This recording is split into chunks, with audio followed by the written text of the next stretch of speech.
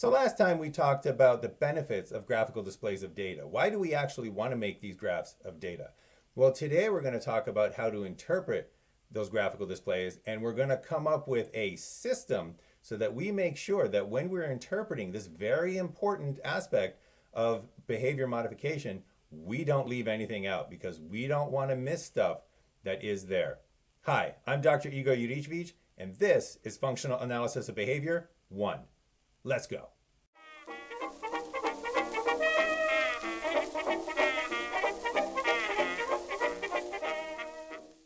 Okay, so today we're going to be talking about interpreting graphical behavior data. How do you actually go about starting to interpret those graphical displays that you've made after you've recorded the behavior?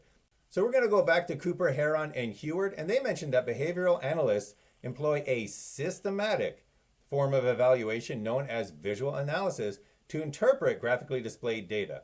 So we're going to talk about that system. So this is a system that can be applied to any visual analysis of any graphical display of measured behavior. And we're going to take a look at the 3 levels of systematic analysis that you need to do in order to conduct a visual analysis. And the 3 things that we're going to take a look at, the 3 parts of the system, are variability, level, and trend. So we're going to start our systematic analysis by first looking at variability.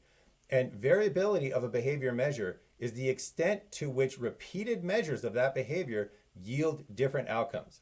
So we can take a look at an example of different levels of variability. So here we have a behavior measure. Again, we're going to keep this very general so that you know this can be applied to any example of behavior measures.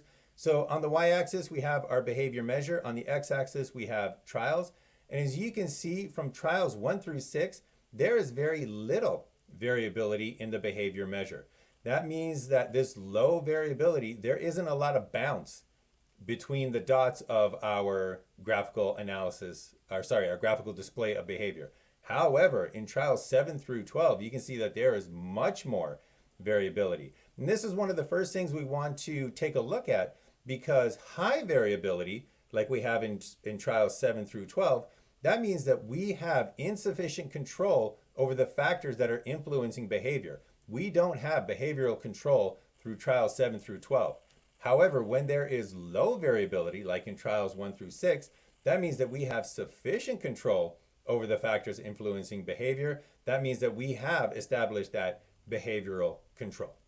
All right, so next we're going to take a look at levels, the level of behavior. And the level behavior is that value on the vertical axis around which the set of your behavior data tends to converge.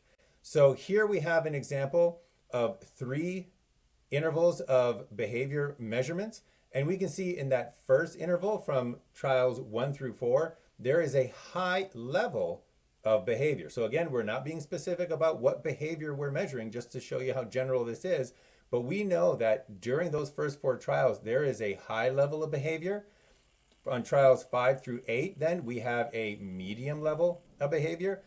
And then in trials 9 through 12, we have a low level of behavior. So in all cases, the behavior is pretty steady, but we begin with a high level of behavior, then we go to a medium level of behavior, and then we have a low level of behavior. And again, level is that idea of how much of the behavior or how high the behavior is, kind of on average, kind of in general for that set of behavior, how high is that measure of behavior. All right, so the last thing we're going to take a look at in our systematic analysis of graphical behavior data is trend. And trend is the overall direction that is taken by the data path. So it's kind of like, where is this data changing? Where is this data going? Where is this data trending? And we tend to classify trend in terms of 3 different types of trend. First, we have decreasing trend. And this is where the level of behavior, the measure of behavior, is decreasing across trials. Then we have increasing trend, where higher levels of behavior occur across trials. So as you increase the trials, the level of behavior increases as well. And then finally, we have zero trend. And this is where behavior is stable across the trials. Again, we have zero change pretty much. So we have this zero trend. So again, we have those 3 different types of trend: decreasing trend, increasing trend. And then when we're not increasing or decreasing, we got zero trend. All right, so that's it for today's video. So in today's video, we took a very quick look at how to interpret graphical behavior data. We took a look at the system in place for visual analysis of graphically displayed data. And we talked about the three things that you should be taking a look at, starting with variability, how variable is the data in that graphical display, taking a look at level, what are the levels of the behavior in that graphical display, and then finally, the third step, taking a look at trend. Do we have a decreasing trend, increasing trend, or zero trend in the data?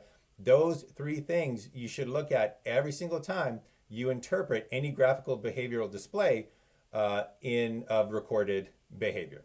So that is it for today's video. Next time, we're going to take a look at positive reinforcement. I guarantee it's going to be positively reinforcing.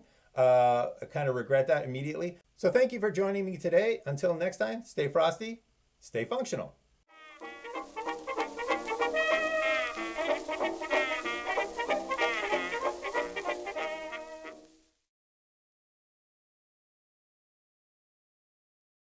All right, and the last thing we're going to take a look at in our systematic analysis.